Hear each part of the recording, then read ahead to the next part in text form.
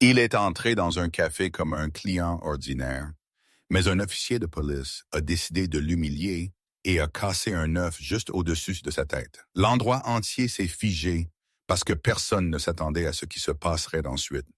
Regardez jusqu'à la fin, abonnez-vous et dites-nous dans les commentaires ce que vous feriez à sa place et d'où vous regardez. Chuck Norris a quitté l'autoroute sans aucun sentiment d'arrivée. Le restaurant est apparu comme les endroits comme ça le faisaient toujours, soudain inopiné, se tenant seul au bord de la route, comme s'il avait poussé là plutôt que d'avoir été construit. Une structure basse avec une large fenêtre frontale, une enseigne délavée bourdonnant doucement au-dessus de l'entrée. Un parking marqué par des taches d'huile et la chaleur lente du jour. Il n'y avait rien à ce sujet qui suggérait de l'importance. C'était précisément pourquoi il l'avait choisi. Il s'est garé parmi une poignée de voitures et de camions, a coupé le moteur et est resté immobile un instant, écoutant le tic-tac silencieux du métal refroidissant sous le capot. À l'intérieur, à travers la vitre, il pouvait voir du mouvement, des silhouettes se déplaçant, un serveur passant entre des tables, quelqu'un se penchant en arrière dans une banquette. Vie ordinaire. Il a ouvert la porte et est sorti, l'odeur d'asphalte et de poussière cédant la place à la légère douceur de la graisse et du café. Tandis qu'il poussait à l'intérieur, le restaurant l'a salué avec un bourdonnement bas et constant. Les couverts ont touché les assiettes. Une cloche a sonné doucement près de la cuisine. Les conversations se sont mélangées en un seul son indistinct. Des rangées de banquettes en cuir rouge bordaient les deux côtés d'une allée centrale, leur surface usée lisse par des années d'utilisation. Les tables en bois reflétaient la lumière du jour se déversant à travers les larges fenêtres, et le sol portait les éraflures silencieuses d'innombrables pas. C'était propre sans essayer d'être impressionnant, familier sans être mémorable. Chuck a fait une pause juste assez longue pour s'en imprégner. Pas en fixant du regard, pas en cherchant, simplement en remarquant. Où la lumière tombait le plus fort, comment l'allée se rétrécissait près du fond, où les gens s'asseyaient et comment ils se tenaient. Il s'est déplacé avec l'aisance sans hâte de quelqu'un qui n'attendait pas d'ennui, mais n'assumait jamais son absence. Il a choisi une banquette sur le côté gauche, à mi-chemin de la pièce. De là, il pouvait voir la majeure partie du restaurant sans être centré dedans. Il s'est assis, posant une main légèrement sur la table, sa posture détendue mais délibérée, son chapeau est resté, le bord jetant une ombre douce sur ses yeux.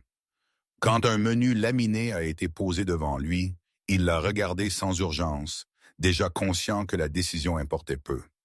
Autour de lui, le restaurant continuait son cours.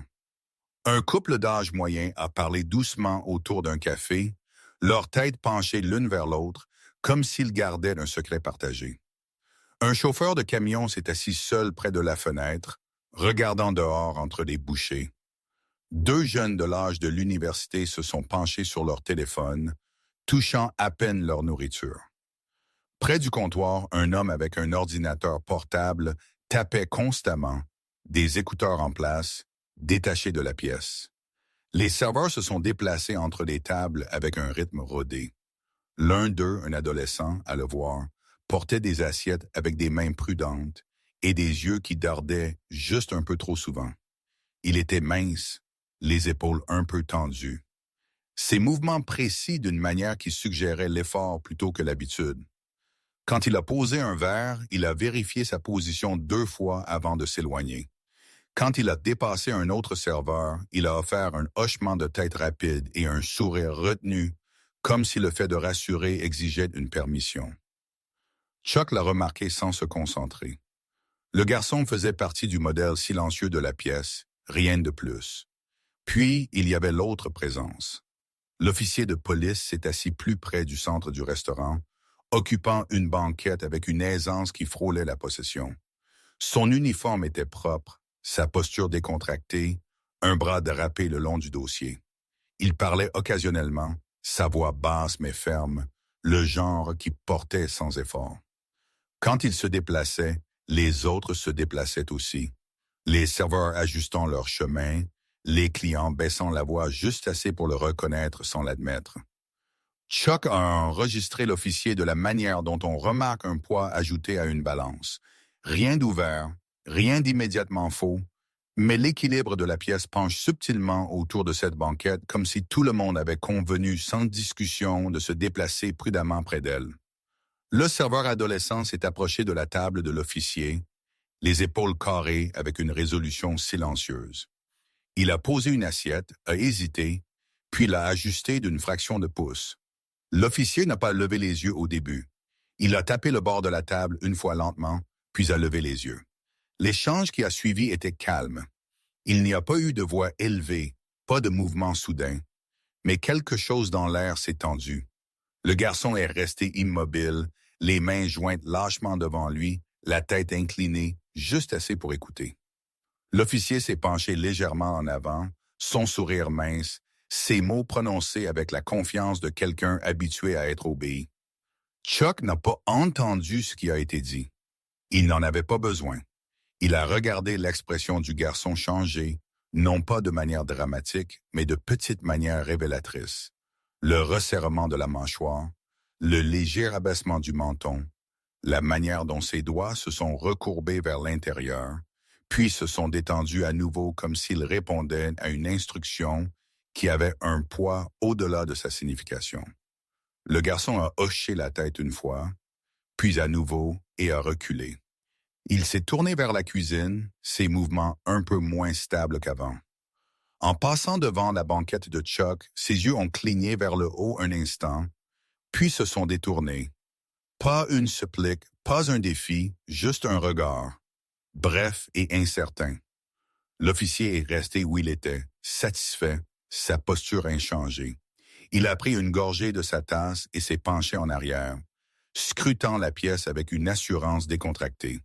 Chuck a baissé son regard vers le menu, bien qu'il ne l'ait pas lu. La pièce s'est de nouveau calmée, la conversation reprenant à un volume prudent. Des assiettes ont été portées, des chaises ont bougé, un rire a retenti et s'est rapidement éteint. En surface, rien ne s'était passé. Pourtant, le restaurant n'était plus tout à fait aussi calme. Le garçon est retourné au travail, se déplaçant entre les tables avec une précision renouvelée. Il a essuyé un comptoir qui était déjà propre, a ajusté les portes-serviettes, a rempli les verres avant qu'ils ne soient vides. Ses épaules sont restées tendues, sa concentration s'est rétrécie. Chaque fois qu'il s'approchait de la banquette de l'officier, ses pas ralentissaient comme s'il traversait une ligne invisible. L'officier l'a regardé avec un léger amusement, ne disant rien maintenant, n'ayant besoin d'aucune autre action pour maintenir le contrôle. Sa seule présence semblait suffisante. Chuck a commandé son repas quand une autre serveuse s'est approchée, son ton poli et neutre. Il l'a remercié et a attendu, son attention revenant à la pièce, non pas en tant que spectateur, mais en tant que témoin. Il a remarqué comment le garçon évitait le regard de l'officier, comment les autres clients les évitaient tous les deux. Il a remarqué la manière dont la peur ne s'annonçait pas bruyamment, mais s'installait plutôt dans la routine, dans l'habitude. La nourriture est arrivée. Chuck a mangé lentement, méthodiquement, goûtant sans distraction. Graisse et sel, chaleur et texture, choses normales. Pendant tout ce temps, la scène a continué à se dérouler par fragments. Un commentaire de l'officier qui a fait arrêter le garçon en plein pas. Un geste qui l'a renvoyé vers la cuisine. Chaque interaction brève, contenue, facile à négliger si l'on choisissait de ne pas voir. Chuck n'a pas choisi cela. Il a regardé, non pas avec colère, pas encore, mais avec clarté. Il a reconnu le modèle. L'officier n'appliquait rien. Il affirmait quelque chose. Le pouvoir incontesté, exercé tranquillement là où il était le moins susceptible d'être résisté. Le garçon était d'une cible facile, jeune, nouveau, craignant des conséquences qui s'étendaient au-delà de cette pièce. Le restaurant aussi était un endroit facile, familier, prévisible, un espace où les gens venaient se reposer, pas pour confronter. Chuck a fini son repas et a posé ses ustensiles soigneusement. Il a essuyé ses mains et s'est penché légèrement en arrière, son regard stable, pensif. Le garçon est repassé, et cette fois l'officier a parlé juste assez fort pour que les tables voisines entendent. Les mots eux-mêmes étaient encore indistincts, mais leur effet ne l'était pas. Le garçon s'est arrêté, son visage rougissant, sa posture se rétrécissant par degrés. Chuck a levé les yeux, ses yeux ont rencontré ceux de l'officier, alors pas brusquement, pas agressivement, simplement directement, un regard calme et évaluateur qui ne s'est pas retiré. Il est resté seulement un instant, mais c'était suffisant. L'officier a remarqué. Pour la première fois depuis l'entrée de Chuck, quelque chose a changé dans la pièce. Le sourire de l'officier a vacillé juste brièvement avant de revenir plus aiguisé qu'avant. Il a maintenu le regard de Chuck, le mesurant, l'interprétant. Ce qu'il a vu là ne ressemblait pas à de la peur, ni à de l'indifférence. Cela ressemblait à de l'attention. L'officier s'est penché en arrière à nouveau, rompant le contact visuel avec un petit rire délibéré. Il a dit quelque chose au garçon qui a hoché la tête rapidement et s'est éloigné. L'échange était terminé, mais le focus avait changé.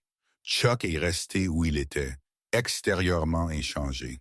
À l'intérieur, le moment s'est mis en place, précis et clair. Il n'était pas intervenu. Il n'avait pas agi. Mais la pièce avait néanmoins reconnu quelque chose. Le calme avait été perturbé. Et tandis que le restaurant continuait son rythme ordinaire, l'espace entre la banquette de l'officier et la table de Chuck a commencé à sembler plus petit, chargé d'une tension qui n'avait pas existé auparavant. Ce qui avait commencé comme une observation silencieuse avait été remarqué. Ce qui avait été contenu était maintenant exposé. Le calme de la pièce tenait, mais ce n'était plus sans effort. Il a attendu, équilibré sur quelque chose d'invisible, comme si conscient que tout ce qui viendrait ensuite ne serait pas accidentel. Le restaurant n'a pas changé d'un coup. Il est resté ce qu'il avait été une minute avant. Huée rouge, table lumineuse, l'odeur de café et de pain chaud dérivant de la cuisine. Les gens ont continué à manger. Les fourchettes ont encore raclé les assiettes et les petits rythmes ordinaires. Une cuillère a cliqueté contre une tasse. Quelque part près du comptoir, la cloche au-dessus du passe-plat a sonné doucement à nouveau, et la voix d'un cuisinier a flotté dans un ton qui semblait presque joyeux. Si un étranger était entré à ce moment-là, il n'aurait peut-être rien ressenti de plus que le confort d'une pièce animée. Mais Chuck Norris a ressenti la différence de la manière dont une personne ressent un courant d'air à l'arrière du cou. Subtil, indéniable, un avertissement silencieux. Il s'est assis où il était, les mains détendues sur la table, son expression immobile et illisible. Le dernier échange avait pris fin, pourtant il avait laissé derrière lui une tension mince, comme un fil étiré trop tendu. Il pouvait le voir dans les épaules du garçon alors qu'il s'éloignait. Il pouvait le voir dans la manière dont la serveuse, qui avait pris la commande de Chuck, a ralenti près de la banquette de l'officier, a hésité et a choisi un chemin plus long autour d'elle comme si la ligne directe était soudainement bloquée. L'officier est resté assis, et cela faisait partie de ce qui rendait les choses pires. Un homme dont les cris diffusaient son besoin. Cet homme n'avait pas besoin de crier. Il n'avait pas besoin de se lever. Il possédait de l'espace assis, calme et solide, et la pièce lui a fait de la place sans qu'on le lui demande. Il a tenu sa tasse avec une aisance absente et a regardé l'adolescent retourner à ses devoirs avec le même léger amusement qu'une personne pourrait montrer envers un chien en dressage. Le garçon s'est déplacé rapidement vers la cuisine, mais pas avec confiance, plus comme quelqu'un se dépêchant de passer une porte qui pourrait s'ouvrir à tout moment. Il a disparu derrière la demi-porte battante et est ressorti avec un petit plateau équilibré soigneusement dans une main. 2 assiettes, un bol, une pile de serviettes. Il a marché vers une table près de la fenêtre et a posé les articles avec un soin précis, s'arrêtant pour aligner la pile de serviettes afin qu'elle soit carrée. Ses doigts étaient instables, mais le mouvement était trop contrôlé, comme s'il se concentrait sur les serviettes pour éviter de penser à autre chose. Chuck l'a regardé sans en avoir l'air. Ses yeux n'ont dérivé que légèrement et son visage est resté calme. Le garçon s'est retourné et est revenu le long de l'allée, coupant entre les banquettes comme le personnel avait appris à le faire, glissant à travers des espaces étroits sans heurter les épaules, sans forcer les clients à déplacer leurs genoux. Dans un moment ordinaire, cela aurait été juste du travail.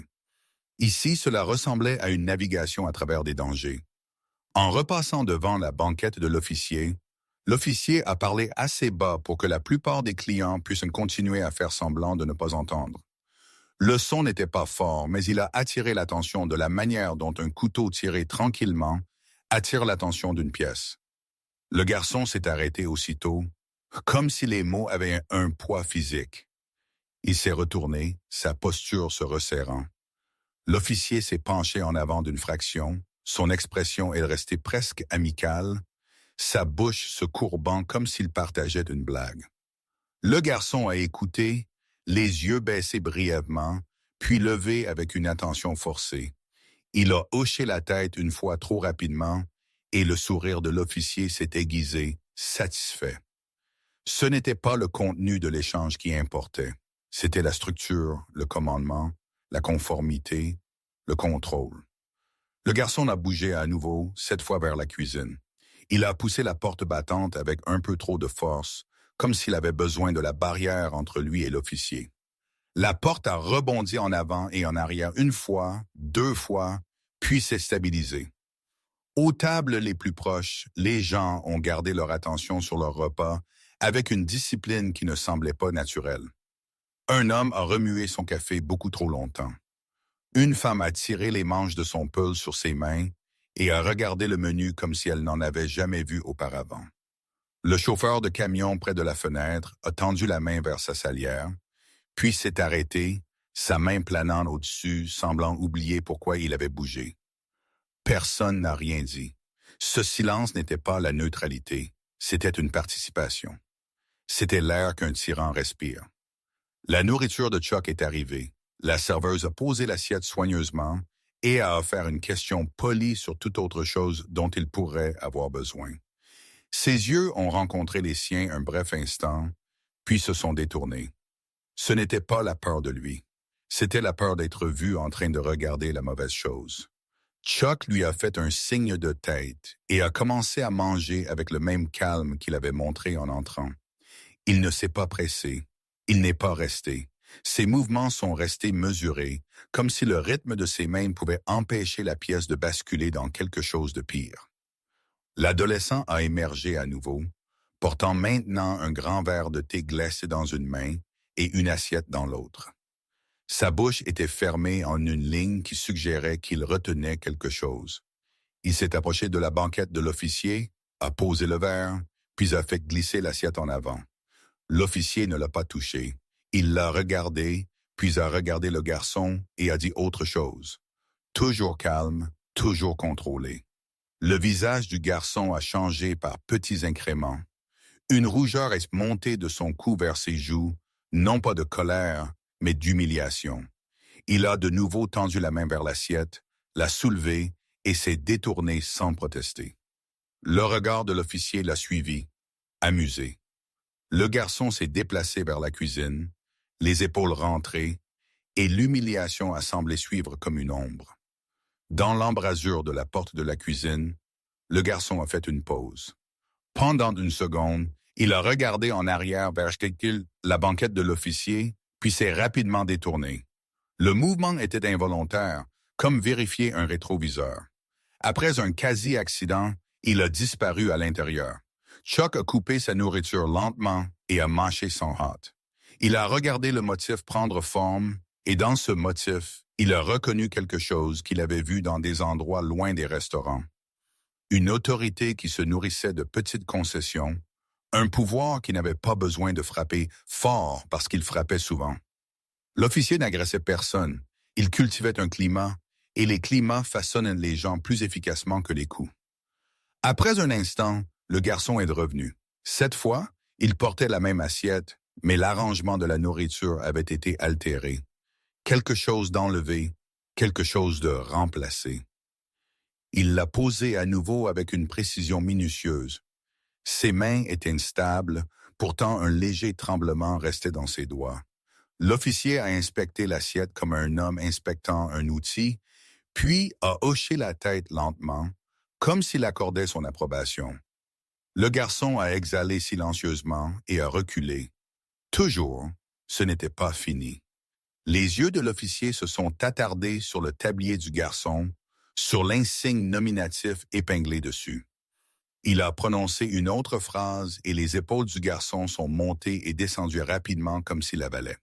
Il a hoché la tête à nouveau et s'est détourné. Le garçon s'est dépêché vers une autre table, remplissant des verres d'eau qui étaient déjà à moitié pleins. Il a essuyé une tache invisible sur le comptoir. Il a transporté un panier de frites avec un soin exagéré. Chaque action ressemblait moins à du travail et plus à une performance conçue pour prouver qu'il faisait assez. Le faisant bien, le faisant sans donner aucune raison d'attention. Chuck a compris la peur du garçon. Ce n'était pas seulement l'officier, c'était ce que l'officier représentait. Papier, accusation, un appel à un gérant, une plainte qui pourrait suivre un enfant à la maison. C'était l'histoire d'un employé adolescent manquant de respect à un flic. Une histoire qui serait toujours crue par défaut. Le garçon ne choisissait pas le silence parce qu'il manquait de fierté. Il choisissait la survie. Ce qui a aggravé les choses, c'est la manière dont la pièce a accepté cette stratégie de survie comme la seule disponible. Une femme à une table voisine a jeté un coup d'œil vers l'officier et le garçon, puis s'est rapidement retournée vers son compagnon, baissant la voix comme si l'officier pouvait entendre la direction de ses pensées. L'homme avec l'ordinateur portable tapait constamment, refusant de lever les yeux, mais ses épaules étaient raides et sa mâchoire serrée. Les étudiants derrière la banquette de Chuck ont fait semblant de rire de quelque chose sur un téléphone, mais leurs rires sont sortis minces. L'officier a semblé sentir la tranquille accommodation, et cela l'a nourri. Il s'est penché en arrière et a étiré un bras le long de la banquette, occupant de l'espace. Il n'était pas pressé. Son pouvoir ne nécessitait pas d'urgence. L'adolescent a traversé l'allée à nouveau, portant un petit plateau métallique avec quelques billets dessus. Il a passé la banquette de l'officier, les yeux fixés sur le sol juste devant ses chaussures. C'était l'endroit le plus sûr où regarder, mais la sécurité n'est jamais parfaite. La voix de l'officier a traversé l'allée à nouveau. Pas fort, juste assez aiguisé. Le garçon s'est arrêté en plein pas. Le plateau a légèrement basculé et un billet a glissé d'une fraction de pouce. Le garçon l'a corrigé instantanément, les mains bougeant avec une rapidité qui a trahi ses nerfs. Il s'est tourné vers l'officier et un instant, son visage était ouvert, pris entre la jeunesse et la responsabilité, entre l'humiliation et la retenue. L'officier s'est penché en avant, les coudes sur la table. Son expression était patiente, comme un professeur corrigeant un élève. Il a dit quelque chose et les yeux du garçon se sont agrandis. Il a secoué la tête rapidement, puis a semblé se retenir et s'est figé comme si même le mouvement de refus pouvait être puni. Il a essayé à nouveau, plus petit, une demi-secousse, une déglutition nerveuse. Le sourire de l'officier a disparu entièrement. Chuck a observé ce changement de près. Le contrôle de l'officier ne dépendait pas du volume. Il dépendait de la certitude que sa déception entraînerait des conséquences. Le garçon connaissait aussi cette certitude. Un gérant, un homme plus âgé aux yeux fatigués, est apparu derrière le comptoir et a jeté un coup d'œil vers l'allée.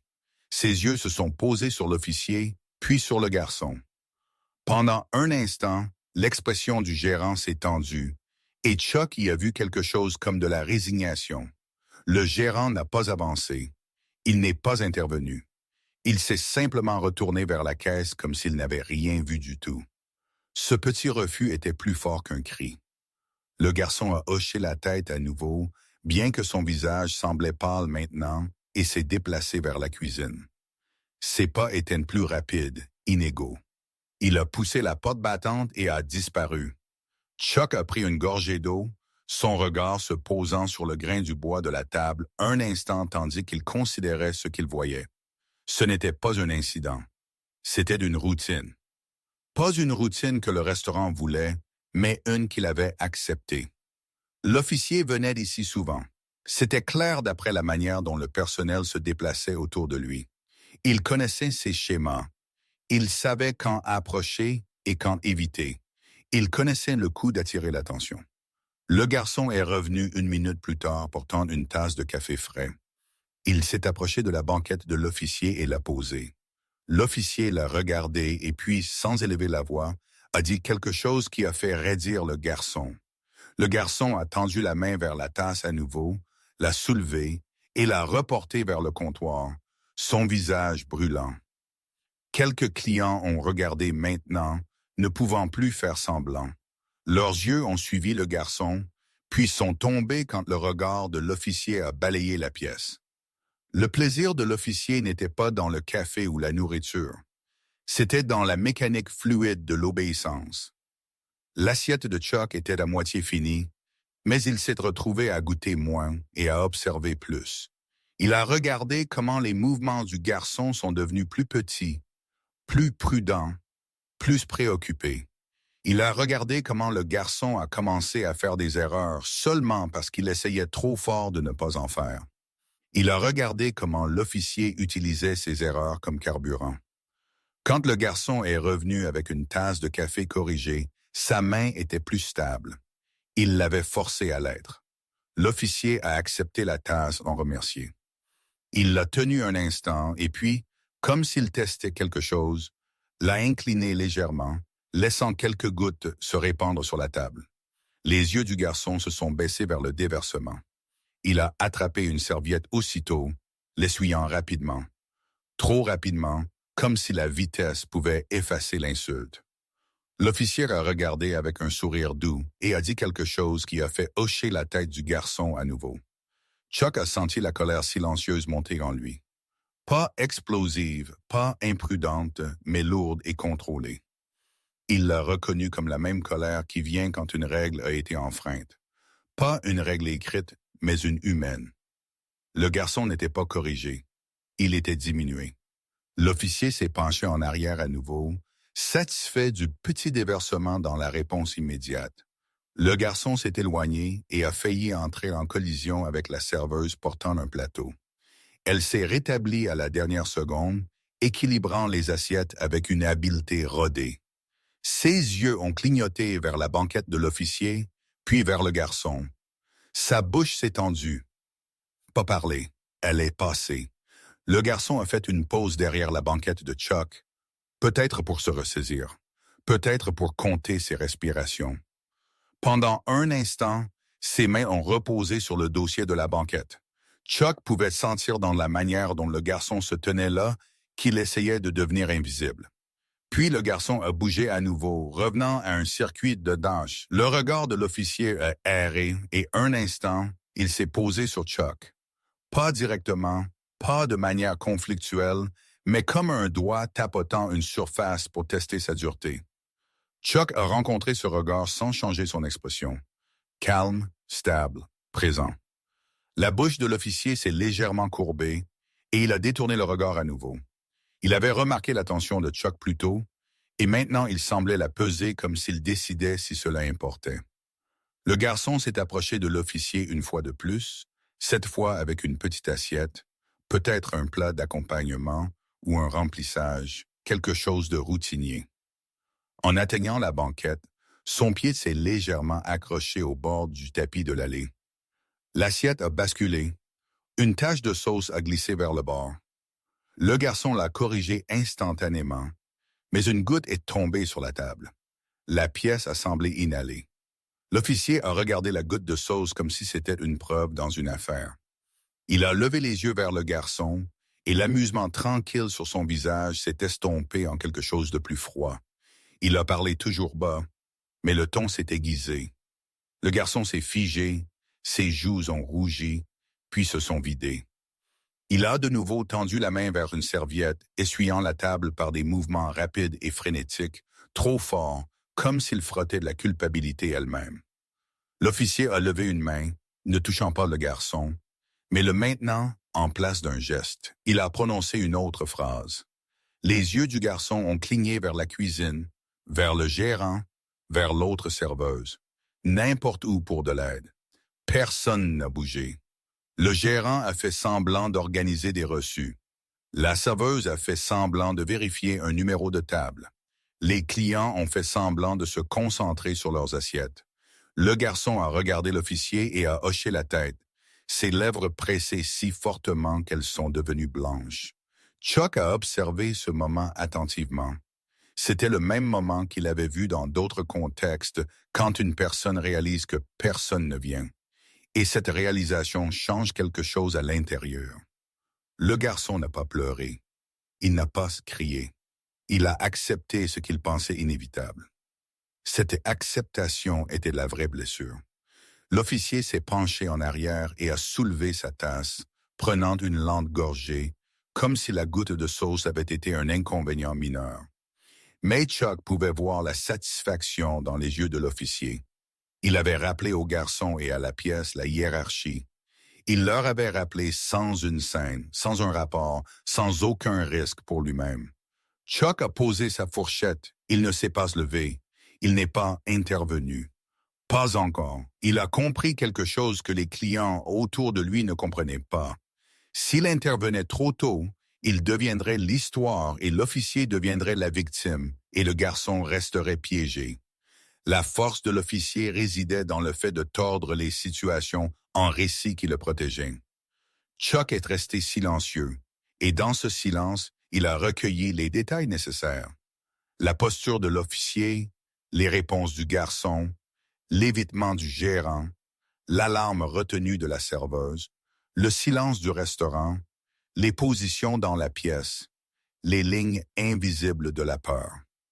Le garçon s'est éloigné, et pour la première fois depuis l'entrée de Chuck, il a semblé trébucher, non pas physiquement, mais émotionnellement, sa contenance s'effilochant. Il a fait une pause près du comptoir, le dos tourné à la pièce, les épaules voûtées comme s'il se préparait à un impact. Il a inspiré, expiré et a forcé ses mains à cesser de trembler. Puis il s'est retourné et est retourné sur le sol. En passant devant la banquette de Chuck, ses yeux ont cligné vers le visage de Chuck pour une fraction de seconde. Ce regard ne portait aucune supplique, aucune accusation, aucune demande de sauvetage. Il portait quelque chose de plus petit et de plus triste. Surpris que quelqu'un regardait encore, Chuck a maintenu le regard du garçon brièvement, juste assez longtemps pour que le garçon sache qu'il avait été vu. Puis le garçon a détourné le regard à nouveau et a continué à marcher. L'officier a regardé l'échange depuis sa banquette. Il a vu le regard. Il a vu la connexion. Ses yeux se sont légèrement rétrécis et le léger sourire est revenu. Mais maintenant, il avait un tranchant. Son attention, qui avait été si confortablement fixée sur le garçon, a commencé à dériver vers Chuck à nouveau, tiré par l'irritation comme un aimant. Le restaurant a continué à bourdonner et à cliqueter.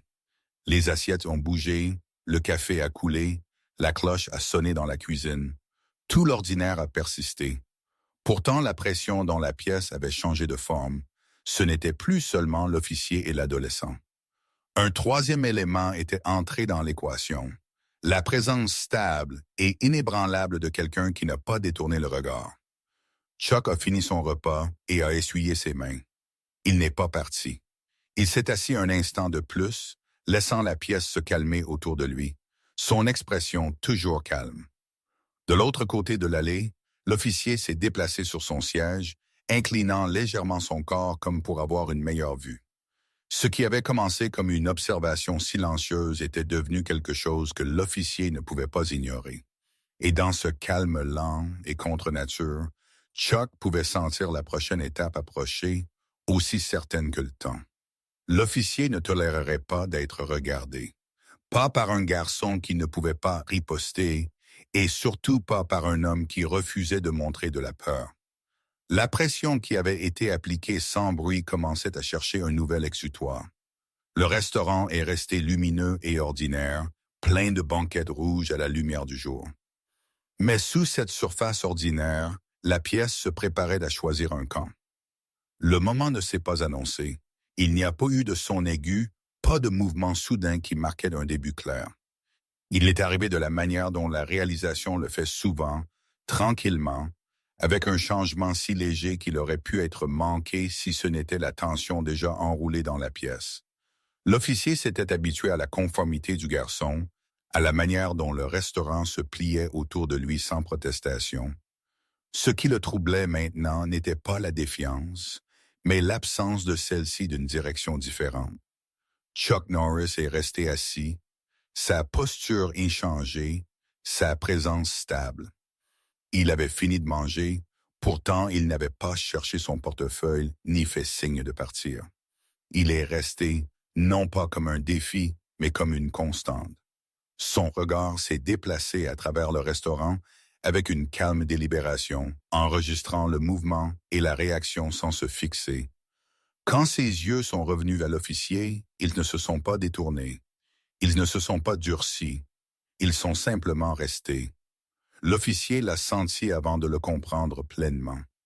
Une pression non dissemblable à celle qu'il avait appliquée au garçon, mais inversée. Il a levé les yeux de son café et a surpris les yeux de Chuck sur lui. Pas en fixant du regard, pas en se rétrécissant, pas en effectuant un acte visible de jugement, juste en observant. Le genre de regard qui ne demandait rien et pourtant exigeait une réponse.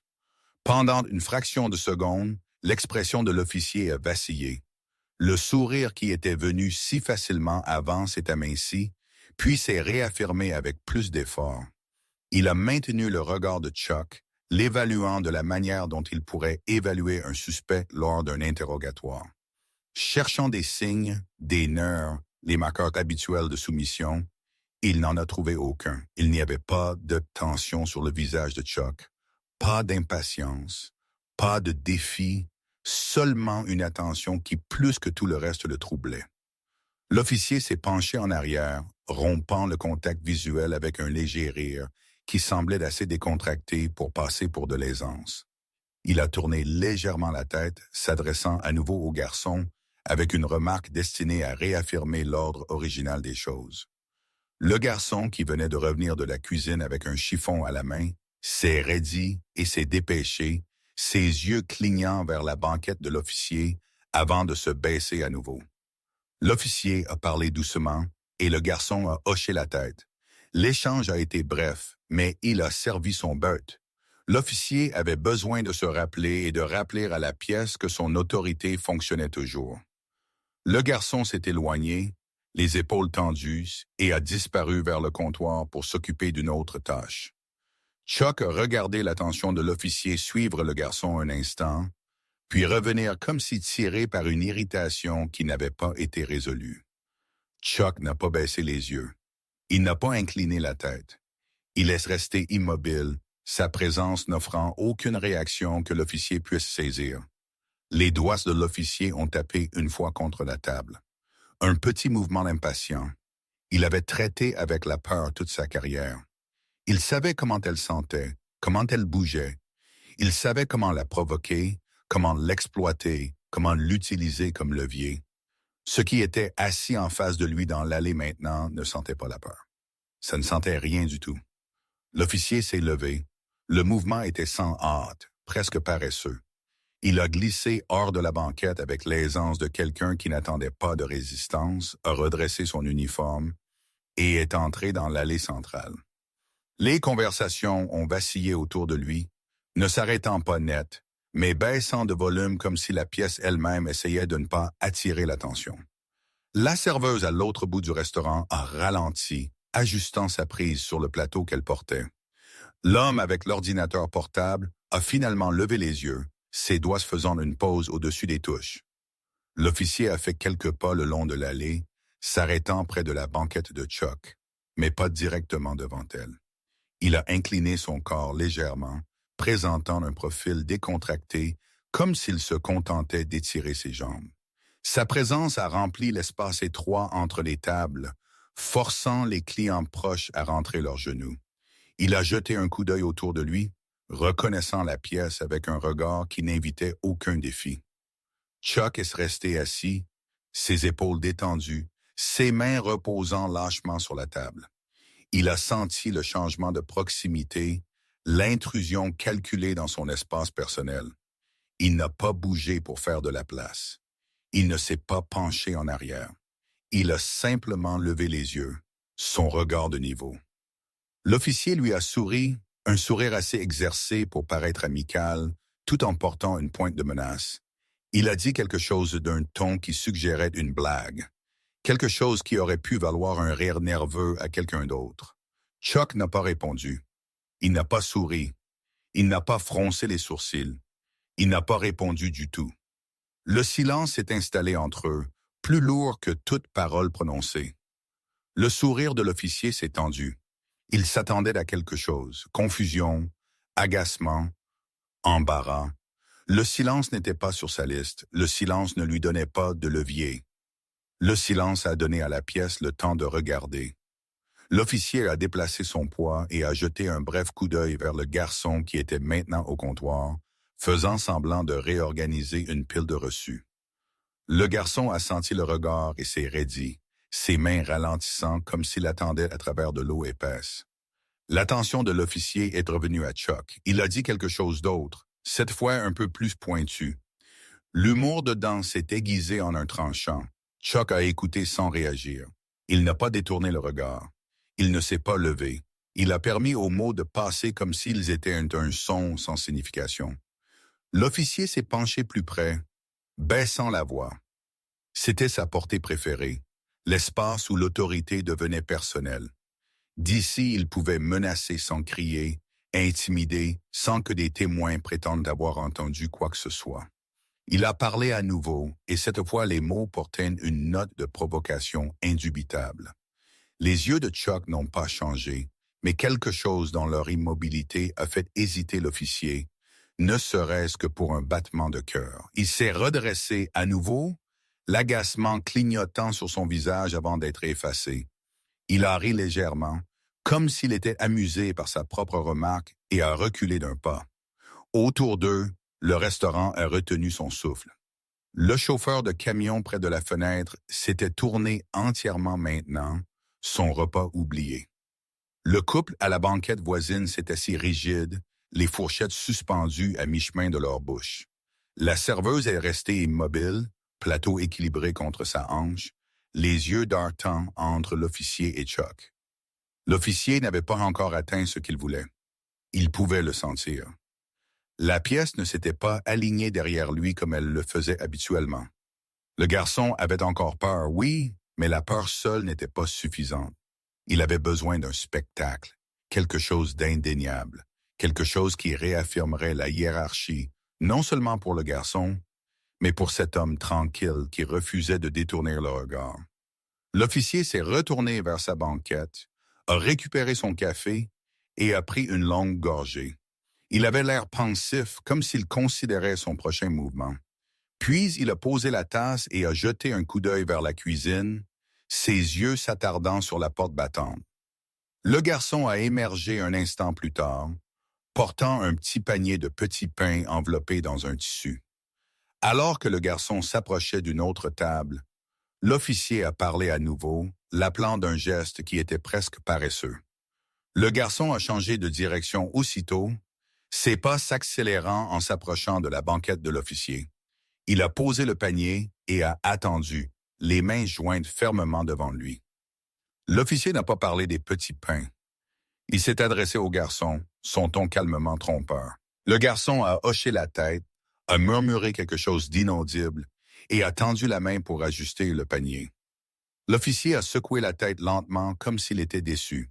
Il a pointé vers le comptoir, puis vers la cuisine. Le garçon a hoché la tête à nouveau et a ramassé le panier, son visage pâle. Tandis que le garçon se détournait, l'officier a jeté un coup d'œil à Chuck, ses yeux vifs mesurant maintenant. Il utilisait le garçon comme un levier, testant si Chuck réagirait. Chuck ne l'a pas fait. Il a regardé, attentif, mais immobile. La mâchoire de l'officier s'est tendue. Il s'attendait à ce que cet homme intervienne maintenant, dise quelque chose, fasse une scène, donne à l'officier un prétexte. L'absence de ce prétexte le frustrait plus que n'aurait fait une défiance ouverte. Il avait besoin de forcer la question. Le garçon est revenu avec le panier, maintenant arrangé différemment, le tissu plié plus proprement. Il l'a posé à nouveau et a attendu. L'officier l'a inspecté avec un soin exagéré, puis il a hoché la tête une fois. Le garçon a exhalé silencieusement, le soulagement clignotant sur son visage. Ça n'a pas duré. L'officier a tendu la main et a délibérément poussé le panier, le faisant basculer juste assez pour qu'un des petits pains roule sur la table. Il a regardé le garçon, son expression illisible, et a dit quelque chose doucement. Le garçon s'est figé, puis a tendu la main vers le petit pain, ses mains tremblantes tandis qu'il le remettait. L'officier a secoué la tête à nouveau, cette fois plus sèchement. Il a prononcé une autre phrase, et les yeux du garçon se sont agrandis. Il a regardé autour de lui, désespéré d'aide, et n'en a trouvé aucune. Le gérant n'était nulle part à voir. La serveuse s'était détournée, s'affairant à une table qui n'avait pas besoin d'attention. Les clients ont regardé, leur visage un mélange d'inconfort et de résignation. Chuck a observé le visage du garçon de près. Il a vu le moment où la contenance du garçon s'est fissurée, non pas en larmes ou en colère, mais en une sorte de blessure plus profonde, le genre qui enseigne à une personne sa place dans le monde. L'officier s'est penché en arrière, satisfait. Il avait atteint son but avec le garçon, mais le plus grand restait. Il s'est levé à nouveau, entrant dans l'allée avec plus de détermination cette fois.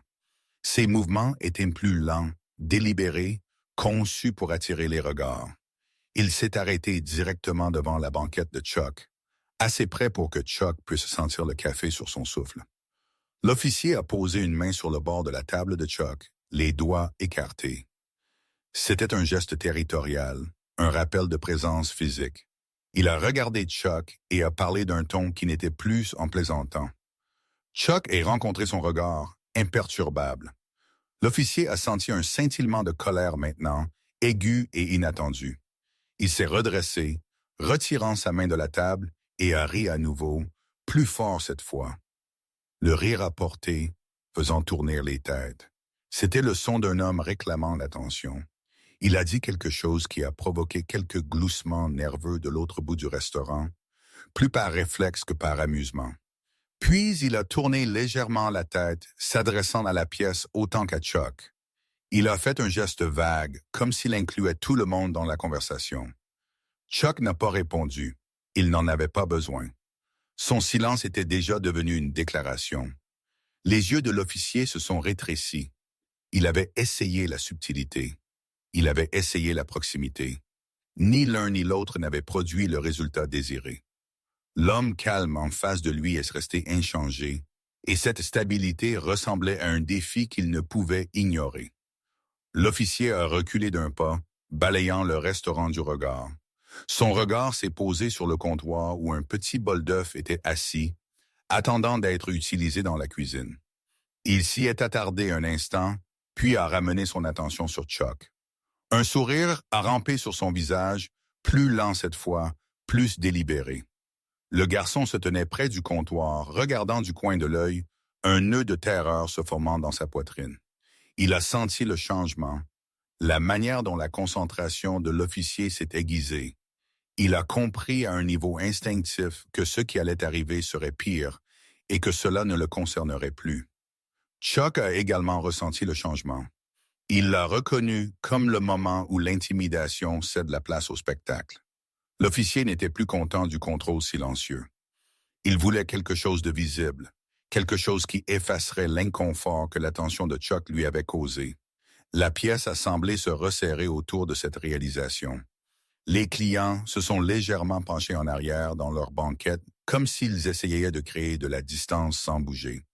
La serveuse a fait une pause en plein pas, son plateau équilibré précairement, ses yeux fixés sur le sourire de l'officier. L'officier s'est tourné vers le comptoir, puis est revenu vers Chuck, son sourire s'élargissant. Il avait pris sa décision. Le regard avait été remarqué. La pression qui avait été appliquée sans bruit était sur le point de trouver un exutoire plus bruyant. L'officier n'a pas agi immédiatement. Cette retenue était délibérée. Il avait appris il y a longtemps que les démonstrations d'autorité les plus efficaces n'étaient pas précipitées. Elles nécessitaient de l'espace, des témoins et la lente accumulation d'anticipation. Il s'est détourné de la banquette de Chuck et est revenu vers le centre du restaurant, ses pas sans hâte, ses bottes frappant le sol avec un rythme doux et confiant qui portait à travers la pièce. Les conversations se sont amincies davantage, se réduisant en murmures. Les sons ordinaires du restaurant, le cliquetis des couverts, le sifflement de la cuisine, le bourdonnement de la réfrigération se sont sentis soudainement plus forts, comme s'ils essayaient de remplir le silence laissé par les gens qui ne savaient plus quoi dire. Chuck est resté assis. Il a ressenti le changement non pas comme une tension dans son corps, mais comme un changement dans la température de la pièce, subtil mais indubitable. La décision de l'officier avait été prise, et maintenant elle était mise en scène. Chuck a compris le modèle assez bien pour savoir que tout ce qui viendrait ensuite était destiné à être vu. L'officier n'était plus intéressé par la dominance silencieuse. Il voulait l'affirmation.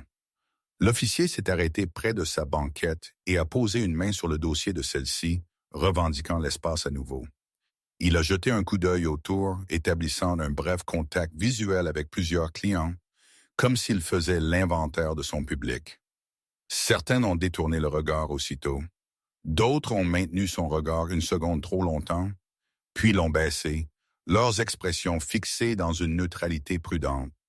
Personne ne l'a défié. Cela aussi faisait partie de la performance. Le serveur adolescent se tenait près du comptoir, ses mains occupées à rien en particulier. Il a essuyé la même section du comptoir à nouveau, puis à nouveau, bien qu'elle fût déjà propre. Ses épaules étaient tendues et ses yeux clignaient vers l'officier malgré ses efforts pour éviter de regarder.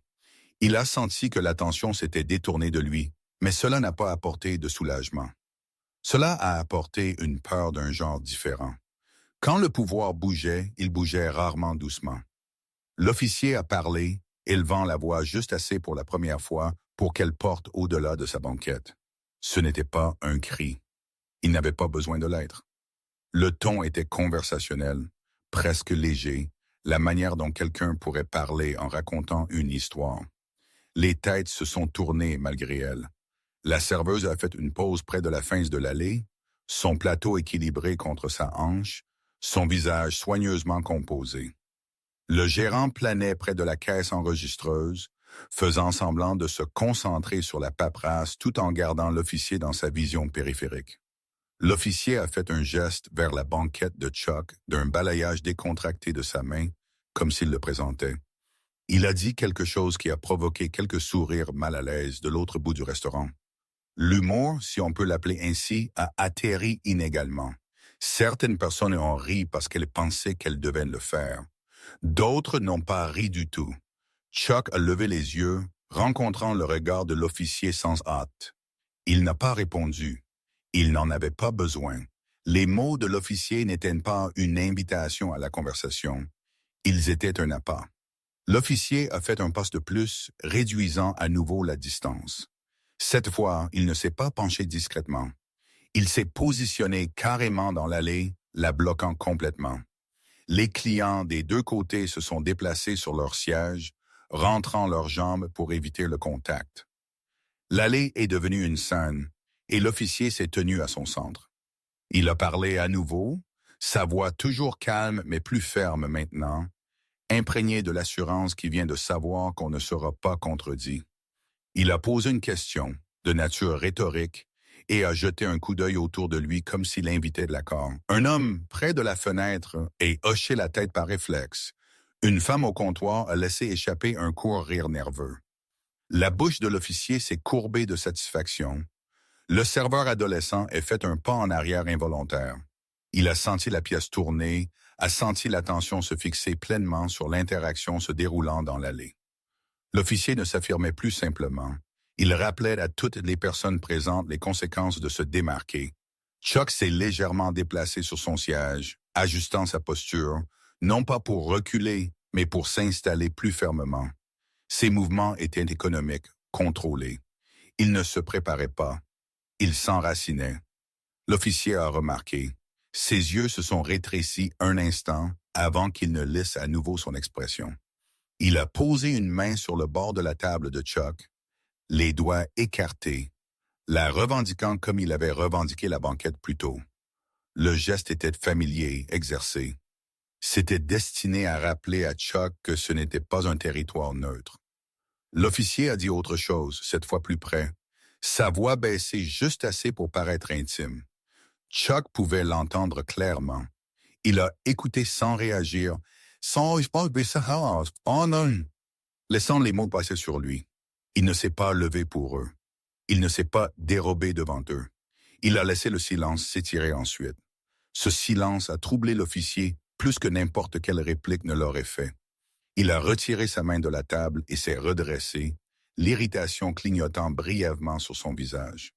Il a ri à nouveau, plus fort, plus aigu, comme pour noyer l'inconfort qu'il ressentait.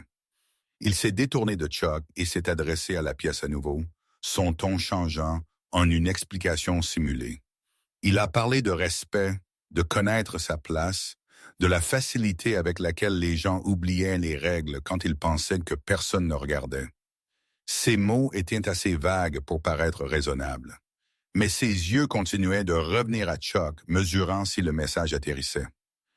Les clients ont écouté, leur visage un mélange d'accord, d'inconfort et de ressentiment silencieux. Ils ont compris, même s'ils ne pouvaient pas l'articuler, que ce n'était pas vraiment une question de règles. C'était une question de hiérarchie, de leur rappeler qui pouvait parler et qui ne le pouvait pas. Le regard de l'officier a erré vers le comptoir où le petit bol d'œuf était assis, attendant la cuisine. Il a fait une pause là délibérément, laissant la pièce suivre ses yeux. Le serveur adolescent a remarqué le regard et a senti un frisson le parcourir. Il a compris à un niveau instinctif que tout ce qui allait arriver serait conçu pour blesser sans enfreindre aucune loi évidente. L'officier s'est retourné vers Chuck, son sourire lent et délibéré maintenant. Il a fait un pas vers le comptoir, puis un autre, et a tendu la main vers le bol. Le mouvement était sans hâte, presque décontracté, comme s'il se servait simplement. Les yeux de la serveuse se sont légèrement agrandis. Elle a ouvert la bouche, puis l'a refermée, s'empêchant de parler. Le gérant a déplacé son poids, mais n'a pas bougé. L'officier a soulevé un des œufs du bol, le tenant lâchement entre ses doigts. Il l'a examiné brièvement, le faisant rouler dans sa paume comme s'il testait son poids. Quelques clients ont inspiré brusquement. Quelqu'un a murmuré quelque chose sous son souffle, rapidement réduit au silence par la main d'un compagnon sur son bras. Chuck a regardé l'œuf sans changer son expression. Il a senti le moment se mettre en place, lourd et inévitable. L'officier faisait son choix publiquement maintenant. Ce n'était plus une pression silencieuse. C'était un spectacle. L'officier est revenu dans l'allée, œuf en main. Il l'a tenu en l'air brièvement, laissant la pièce le voir. Un objet simple, ordinaire, inoffensif en soi. Dans sa prise, il est devenu quelque chose d'autre, un symbole. Il s'est arrêté directement devant la banquette de Chuck. Le serveur adolescent s'est tenu figé près du comptoir, son cœur battant si fort qu'il était sûr que d'autres pouvaient l'entendre. Il a compris que cela était fait non seulement à Chuck, mais à tous ceux qui avaient regardé en silence. C'était une leçon. L'officier a parlé à nouveau, sa voix portant facilement maintenant. Il a dit quelque chose qui a fait rire nerveusement quelques personnes, puis quelque chose d'autre qui n'a pas provoqué de rire du tout. Il s'est penché plus près, envahissant l'espace de Chuck une dernière fois, et a levé la main. Pendant un instant, rien ne s'est passé. L'œuf a plané des pouces au-dessus de la tête de Chuck. La pièce a retenu son souffle. Même la cuisine a semblé se calmer, comme si elle sentait la signification de la pause. Chuck n'a pas bougé. Il n'a pas tressailli, il n'a pas fermé les yeux. Il a regardé droit devant, son regard stable, sa respiration régulière. L'officier a hésité un très bref instant, peut-être surpris par l'absence de peur. Puis il a agi. La coquille a craqué sèchement contre la tête de Chuck. le son abrupt et humiliant bruyant dans la pièce calme. L'œuf s'est cassé, le jaune chaud et le blanc translucide se répandant vers le bas, s'infiltrant à travers les cheveux de Chuck et sur son col. Quelques gouttes ont éclaboussé la table. L'odeur d'œuf cru a coupé à travers le sens habituel du restaurant. L'officier a ri, un son court et satisfait. Il a retiré sa main et a laissé les fragments de coquille tomber sur la table. Son rire a résonné, cassant et triomphant. C'était le moment qu'il avait voulu. La pièce ne pouvait plus prétendre que rien ne se passait. Le visage du serveur adolescent s'est vidé de couleur. Il a regardé Chuck, l'horreur et la culpabilité se tordant dans sa poitrine. La serveuse est restée rigide, son plateau oublié. Plusieurs clients regardaient ouvertement maintenant, le choc gravé dans leurs expressions. Une femme a porté une main à sa bouche. Le chauffeur de camion a serré sa mâchoire, son poing se serrant sur le bord de la table. Chuck est resté immobile. Du jaune d'œuf a coulé lentement le long de sa tempe, traînant le long de sa joue avant de tomber sur sa chemise. La pièce a attendu, suspendue entre ce qui avait été fait et ce qui pourrait suivre. Le rire de l'officier s'est estompé en un sourire suffisant, tandis qu'il reculait, clairement satisfait de lui-même. Dans son esprit, la démonstration était complète. Il leur avait montré à tous ce qui se passait quand quelqu'un refusait de détourner le regard. Il avait transformé l'attention en humiliation, l'autorité en théâtre. Ce qu'il n'a pas vu ou a choisi de ne pas voir était le changement qui se produisait sous la surface. L'immobilité de Chuck n'était pas une reddition. C'était un calcul. Le moment était arrivé, le franchissement clair et indéniable de la ligne qui l'attendait.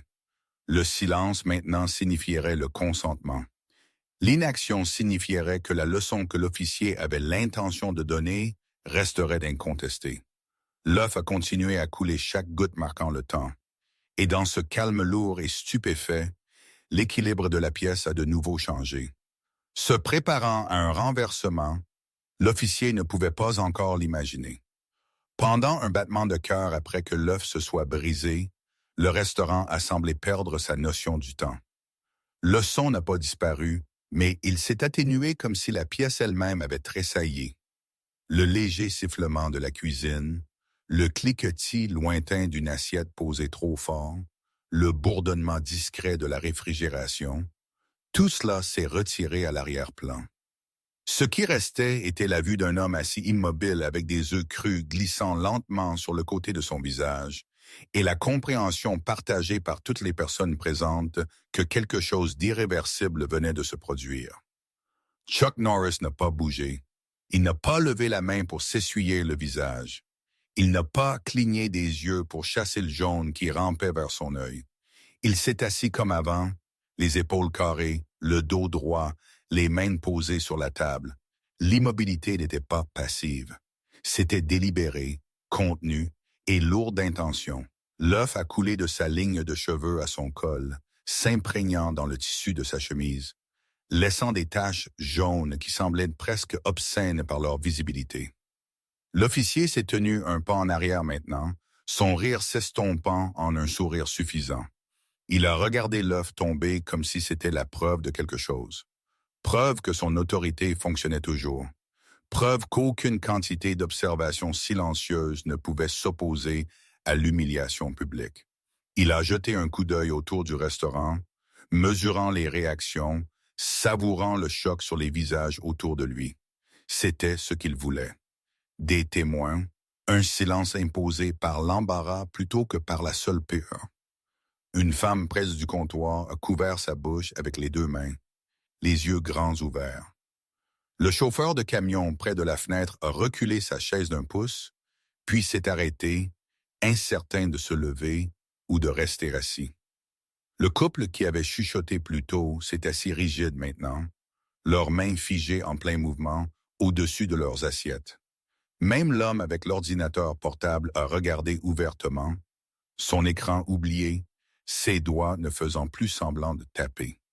Le serveur adolescent s'est tenu près du comptoir, complètement immobile. Sa respiration est venue superficielle et rapide, sa poitrine montant et descendant trop vite.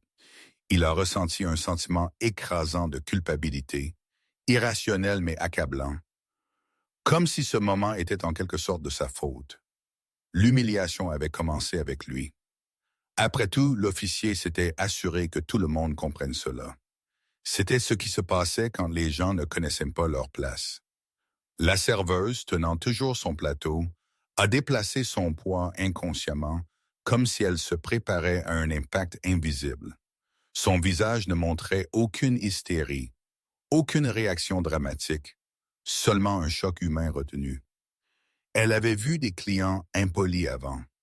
Elle avait vu des voix élevées, des assiettes claquées, des menaces. C'était différent. C'était calculé. L'officier a parlé à nouveau, sa voix détendue, portant facilement à travers la pièce. Les mots eux-mêmes importaient moins que le ton. Satisfait, amusé, confiant. Il a dit quelque chose qui a présenté l'humiliation comme une blague, quelque chose qui a invité la pièce à y participer. Quelques personnes ont laissé échapper des gloussements nerveux, le genre né de l'inconfort plutôt que de l'humour. La plupart n'ont rien dit. Chuck était resté silencieux. À l'intérieur de lui, le moment s'est aiguisé en clarté. Il n'y avait plus de confusion maintenant, plus d'ambiguïté sur l'intention. L'officier était passé de l'intimidation à l'agression, de la pression au spectacle. Ce n'était plus une question d'autorité mal utilisée dans l'abstrait. C'était à propos d'un homme affirmant sa dominance en dépouillant un autre homme de sa dignité devant des témoins. Chuck avait attendu cette ligne non par patience, mais par nécessité. Avant ce moment, toute réponse aurait pu être tordue, recadrée, rejetée comme une réaction excessive. Maintenant, il n'y avait plus de questions. Ce qui avait été fait ne pouvait pas être expliqué. L'acte était visible, indéniable et témoigné par des dizaines d'yeux. L'officier a regardé Chuck attentivement maintenant, attendant quelque chose. La colère, un mot aigu, un mouvement soudain. Il s'attendait à la libération qui suivait toujours l'humiliation, le moment où la victime ripostait et prouvait que l'officier avait raison. Il voulait cela. Cela justifierait tout. Au lieu de cela, Chuck n'a rien fait. L'immobilité s'est étirée, devenant inconfortable même pour l'officier. Le sourire sur son visage a vacillé, puis est revenu avec plus de force cette fois. Il a dit quelque chose d'autre, plus fort maintenant, comme s'il essayait de provoquer une réaction par le volume, sinon par l'insulte. Ces mots ont résonné brièvement, puis sont tombés à plat. Le jaune d'œuf a atteint le bord de la mâchoire de Chuck et est tombé sur la table avec un son doux et humide. L'officier a jeté un coup d'œil à la table, puis de nouveau au visage de Chuck, l'irritation clignotant derrière ses yeux. La réaction qu'il voulait ne venait pas assez vite. Le serveur adolescent a senti des larmes lui piquer les yeux, bien qu'aucune ne soit tombée. Il a regardé Chuck, à moitié s'attendant à ce qu'il explose, à moitié redoutant qu'il ne le fasse pas. Le silence était insupportable.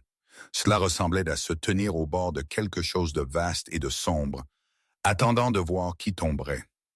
Chuck a finalement bougé. Ce n'était pas soudain. Il n'a pas bondi sur ses pieds ni frappé de rage. Il a tendu la main vers une serviette et a essuyé son visage lentement, délibérément nettoyant son œil, sa joue, sa bouche. Le mouvement était calme, presque cérémonial, et il a attiré tous les regards dans la pièce. Il a posé la serviette salie, pliée soigneusement à côté de son assiette. Puis il a placé les deux mains à plat sur la table et s'est penché en avant juste assez pour déplacer son centre de gravité. L'officier a remarqué le changement immédiatement. Quelque chose dans sa posture s'est tendu. Il s'est légèrement redressé. Sa confiance vacillant, tandis que l'instinct chuchotait que l'équilibre était en train de changer. Il a ouvert la bouche pour parler à nouveau, pour réaffirmer le contrôle, mais les mots se sont coincés quelque part entre la pensée et la respiration. Chuck s'est levé, le mouvement était fluide, économique. Il s'est levé à sa pleine hauteur sans hâte, poussant la banquette en arrière juste assez pour libérer de l'espace. Il n'a pas regardé d'un air fâché. Il n'a pas serré ses poings. Il s'est simplement tenu face à l'officier, des œufs tachant toujours sa chemise, son expression calme et illisible. La pièce a réagi comme un seul homme. Des chaises ont gratté doucement le sol tandis que les gens se penchaient en arrière ou s'éloignaient. Quelqu'un près du comptoir a expiré brusquement. La serveuse a fait un pas en arrière inconscient, son plateau s'inclinant légèrement avant qu'elle ne le stabilise à nouveau. L'officier a fait un pas en arrière involontaire lui-même, puis l'a rattrapé et a planté ses pieds, l'irritation clignotant en colère. Il a ri à nouveau, plus fort qu'avant, essayant de masquer le malaise soudain. Il a dit quelque chose d'aiguisé, quelque chose destiné à couper, à réaffirmer la dominance par les mots si rien d'autre. Chuck n'a pas répondu. Il a fait un pas mesuré en avant. C'était suffisant. Le rire de l'officier s'est arrêté brusquement, son corps s'est tendu, ses instincts rattrapant enfin la situation. Il a levé légèrement les mains, non pas en signe de reddition, mais en préparation. À moitié un avertissement, à moitié une menace. Il a ouvert la bouche à nouveau, peut-être pour invoquer la loi, peut-être pour crier pour attirer l'attention. Chuck a bougé. L'action a été rapide, contrôlée et décisive. Il n'y a pas eu de mouvement sauvage, pas de préparation dramatique. Chuck a réduit de la distance en un seul pas, prenant l'officier par surprise avant qu'il ne puisse réagir. Ses mains ont saisi le poignet de l'officier, tordant juste assez pour perturber sa position, tandis que son autre bras avançait, non pas pour frapper, mais pour contrôler. L'élan de l'officier l'a trahi, son poids s'est déplacé dans la mauvaise direction, son équilibre compromis. Des halètements ont ondulé à travers le restaurant. L'officier a essayé de se dégager, son entraînement se déclenchant trop tard. Chuck a redirigé le mouvement, guidant plutôt que forçant, utilisant la propre résistance de l'officier contre lui. En quelques secondes, l'officier était penché en avant, son bras bloqué, son équilibre perdu. Il a chancelé, frôlant une table avant que Chuck n'ajuste sa prise et ne le guide à l'écart, veillant à ne pas impliquer quelqu'un d'autre. Le mouvement était efficace, presque clinique. Chuck n'explosait pas. Il neutralisait. L'officier a maudit, luttant maintenant, sa contenance perdue. Il a tendu la main instinctivement vers sa ceinture, mais Chuck a changé de position, coupant le mouvement avant qu'il ne puisse devenir dangereux. Une pression contrôlée au bon angle a forcé le bras de l'officier vers le bas, loin de toute arme, loin de l'escalade. Des chaises ont gratté bruyamment tandis que les clients reculaient pour laisser de l'espace. Quelqu'un a crié, bien que les mots aient été perdus dans le soudain flot de bruit. La serveuse s'est figée, les yeux grands ouverts, le plateau oublié. Le serveur adolescent a regardé, transfixé, la peur et l'admiration se battant dans sa poitrine. L'officier a lutté plus fort maintenant, la panique s'infiltrant dans ses mouvements. Il ne se produisait plus pour un public. Il essayait de reprendre le contrôle pour restaurer une situation qui lui avait échappé. Chuck a anticipé chaque tentative, ajustant sa prise, déplaçant son poids, maintenant l'officier en déséquilibre sans force inutile. En quelques instants, l'officier a été forcé sur un genou. Puis les deux, son bras épinglé, sa posture brisée. Chuck s'est tenu au-dessus de lui, respirant régulièrement, son visage calme. Il n'a pas frappé, il n'a pas crié. Il a maintenu l'officier là, contenu et impuissant. Le restaurant n'était plus silencieux. Les gens ont parlé à la fois, les voix se chevauchant sous le choc et l'incrédulité. Quelqu'un près du fond a cherché un téléphone, les mains tremblantes tandis qu'il commençait à enregistrer. Le gérant a avancé d'un pas, puis s'est arrêté, incertain, pris entre l'autorité et la réalité. La serveuse a posé son plateau avec un cliquetis qu'elle a à peine remarqué. Le serveur adolescent a senti quelque chose à l'intérieur de lui se relâcher, un nœud serré qu'il n'avait pas réalisé être là. Il a regardé l'officier, qui il y a quelques instants avait semblé intouchable, agenouillé sur le sol, maîtrisé, exposé. Pour la première fois depuis le début de son service, sa peur s'est apaisée, remplacée par un sentiment de soulagement fragile et inconnu. Chuck a tenu fermement l'officier, s'assurant qu'il ne pouvait pas se lever ni atteindre quoi que ce soit. Il a parlé doucement maintenant, non pas à l'officier, mais à la pièce, sa voix égale et contrôlée. Il n'a pas menacé. Il n'a pas expliqué. Il a simplement déclaré ce qui se passait. L'officier resterait où il était jusqu'à l'arrivée des autres. Des sirènes y ont retenti faiblement au loin, devenant plus fortes à chaque seconde qui passait. Quelqu'un avait dû appeler déjà. La connaissance s'est posée sur la pièce comme un saut final sur le moment.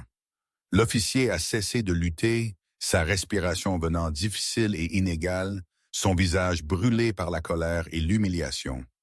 Mais sous cela gisait quelque chose de nouveau et de troublant, l'incertitude. Les règles sur lesquelles il comptait l'avaient trahi. La performance avait pris fin et le public n'avait pas applaudi. Chuck n'a pas relâché sa prise. Les taches d'œuf sur sa chemise avaient commencé à sécher, raidissant le tissu. Elles n'étaient plus juste une marque d'humiliation. Elles étaient une des preuves. Tandis que les sirènes se rapprochaient, la pièce s'est restée tendue, mais plus impuissante. L'équilibre avait complètement changé. Ce qui avait été fait en public ne pouvait pas être défait, et ce qui suivait n'appartiendrait plus à l'officier. L'humiliation qu'il avait mise en scène s'était retournée contre elle-même, transformée en la chose même qu'il avait le plus redoutée. L'exposition. Le son des sirènes est passé d'un cri plaintif lointain à une présence qui ne pouvait plus être ignorée. Il s'est filtré à travers les murs du restaurant, se tissant dans le faible rugissement des voix et le grattement des chaises. Chuck Norris est resté où il était, sa prise ferme, sa posture équilibrée, son attention fixée non sur le bruit extérieur, mais sur l'homme maîtrisé sous son contrôle. La respiration de l'officier était inégale maintenant. Adbenenant. La colère et l'incrédulité brisant la confiance qu'il l'avait portée quelques instants plus tôt. Il ne riait plus.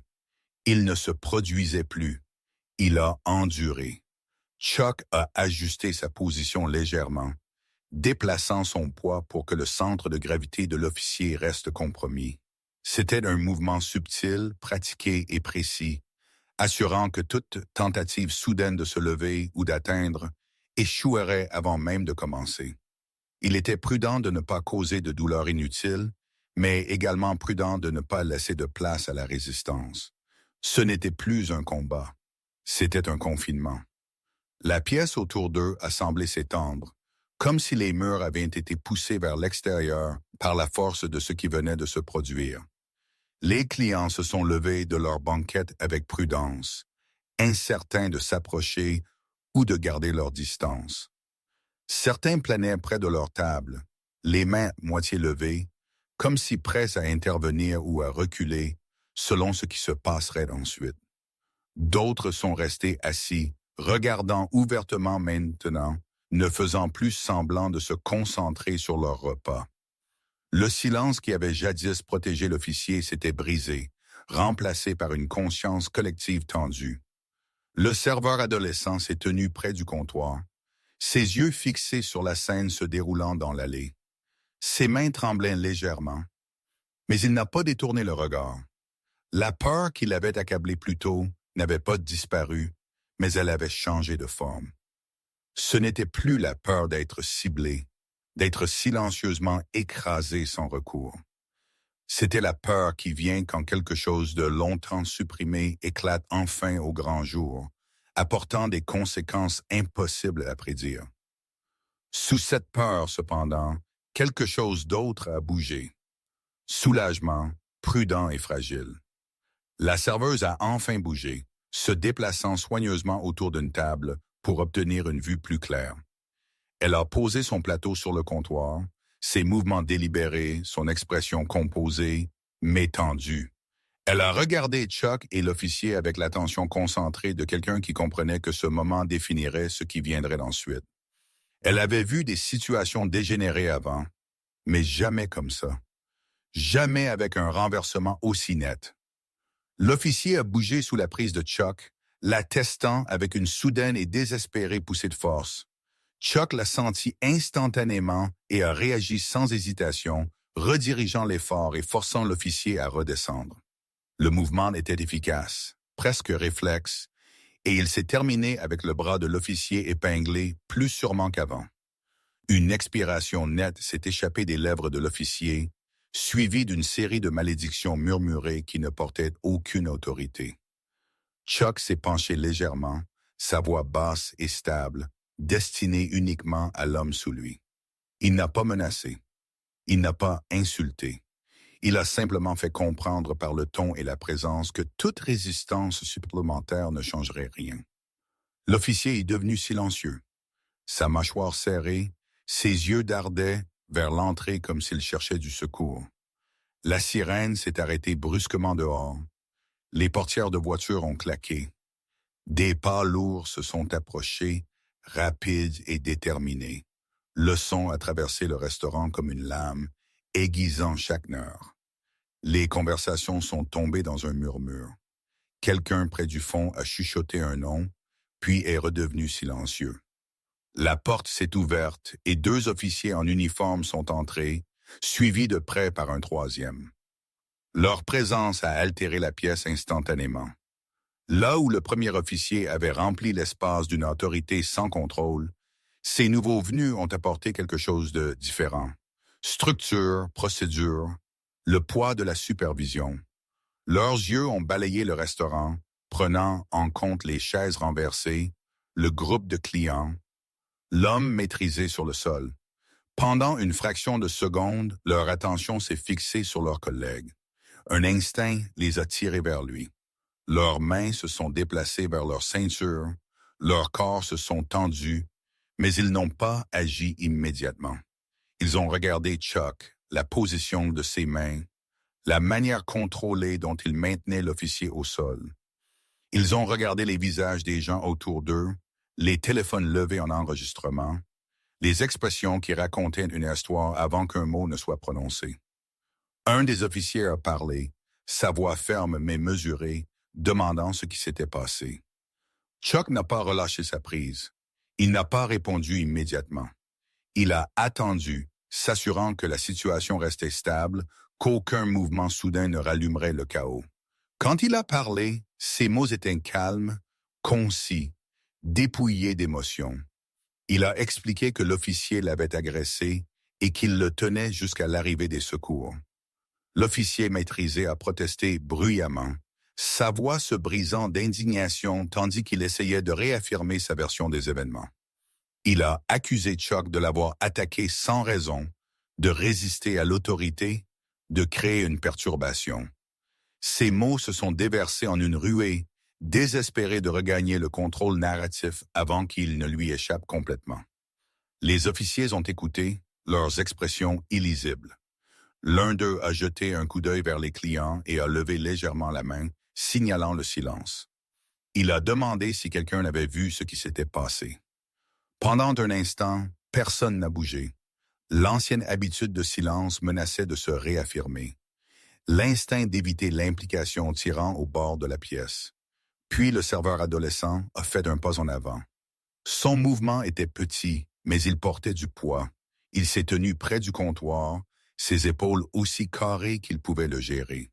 Sa voix tremblante tandis qu'il commençait à parler. Il a décrit la pression, l'humiliation silencieuse, la manière dont l'officier l'avait ciblé encore et encore. Il a parlé de l'œuf, du rire, du moment où quelque chose à l'intérieur de la pièce s'était finalement brisé. Tandis qu'il parlait, sa confiance a grandi. Les mots venaient plus facilement, alimentés par la connaissance qu'il n'était plus seul. La serveuse l'a rejoint, s'avançant pour confirmer son récit. Elle a parlé calmement, son ton stable, ajoutant des détails que le garçon avait manqués, ancrant son histoire dans l'observation plutôt que l'émotion. D'autres clients ont suivi. Un homme près de la fenêtre a décrit ce qu'il avait vu. Une femme du comptoir a confirmé la séquence des événements. Les téléphones étaient levés plus haut maintenant, les écrans brillant de preuves enregistrées. L'histoire s'est formée non pas d'une seule voix, mais de plusieurs, se chevauchant et cohérentes. Les officiers ont échangé des regards. L'instinct initial de défendre leurs collègues a cédé la place à une réalité plus compliquée.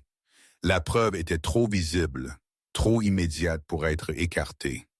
L'un d'eux s'est agenouillé à côté de Chuck et a parlé doucement, lui demandant de relâcher l'officier afin qu'il puisse prendre le relais. Chuck a considéré la demande, puis a lentement relâché sa prise, gardant ses mains prêtes. Tandis que les officiers s'approchaient, ils ont maîtrisé leur collègue avec une efficacité rodée, le guidant sur ses pieds, puis de nouveau vers le bas, cette fois sous contrainte officielle. Les protestations de l'officier ont continué, mais elles sonnaient creuses maintenant, dépouillées de la confiance qui les avait jadis portées. Tandis que les officiers l'emmenaient, la pièce a semblé exhaler. La tension qui avait étreint le restaurant s'est relâchée, remplacée par un calme étrange et fragile. Les gens se sont parlé doucement les uns aux autres, les voix basses mais animées. Le gérant a enfin émergé pleinement de derrière le comptoir, son visage pâle, ses yeux dardaient entre Chuck et les officiers comme s'il les voyait pour la première fois. Chuck a reculé, créant de l'espace. Il a essuyé ses mains sur une serviette propre, puis a regardé sa chemise tachée. Les marques d'œufs avaient séché, laissant des taches jaunes rigides contre le tissu. Il les a ressenties non pas comme de la honte, mais comme un rappel de la ligne qui avait été franchie et de la réponse qu'elle avait exigée. Un des officiers l'a approché à nouveau, lui demandant son nom, sa déclaration. Chuck a répondu sans hésitation, sa voix égale. Il a fourni les faits, rien de plus, rien de moins. Il n'a pas embelli, il n'a pas cherché la sympathie. La vérité exposée clairement était suffisante. Le serveur adolescent a regardé de loin, sa poitrine serrée d'émotion. Il a senti quelque chose changer à l'intérieur de lui en voyant l'officier emmener. Plus intouchable, plus menaçant sur la pièce. La peur qui avait défini son service a commencé à reculer, remplacée par un sentiment de possibilité prudent. Il a réalisé que ce qui s'était passé ne disparaîtrait pas simplement. Cela les suivrait tous, exigeant reconnaissance. Dehors, les officiers ont guidé leurs collègues vers les voitures de patrouille. Les lumières clignotantes ont peint les fenêtres du restaurant en bandes alternées de rouge et de bleu, un rappel que l'autorité pouvait être questionnée, qu'elle pouvait être corrigée. À l'intérieur, les clients ont commencé à se réinstaller sur leurs sièges. Bien que l'atmosphère soit restée chargée, les conversations bourdonnant de l'énergie de ce qu'ils avaient été témoins. Chuck s'est tenu près de sa banquette, attendant. Il ne ressentait aucune hâte de partir, aucun désir d'échapper à la scène. Ce moment appartenait à plus qu'à lui seul. Il appartenait au garçon qui avait été sous pression, à la serveuse qui avait regardé en silence, au client qui avait enfin parlé. Il appartenait à la pièce elle-même. Tandis que le dernier des officiers finissait de prendre des déclarations, l'un d'eux a approché Chuck et a hoché la tête. Une brève reconnaissance qui portait plus de poids que les mots. Chuck a rendu le hochement de tête, comprenant ce que cela signifiait. Le processus continuerait au-delà de ce restaurant en rapport et révision et conséquences qui ne pouvaient pas être contrôlées ici. Le tournant était passé. Ce qui restait étaient les conséquences, lentes et incertaines, mais inévitables. Le système sur lequel l'officier avait compté avait été forcé au grand jour et il devrait répondre. Chuck a jeté un coup d'œil une fois de plus vers le serveur adolescent. Leurs yeux se sont rencontrés brièvement et cette fois le regard était différent. Ce n'était plus une question d'être vu. C'était une question de reconnaissance. Chuck a donné un petit hochement de tête presque imperceptible, puis s'est détourné.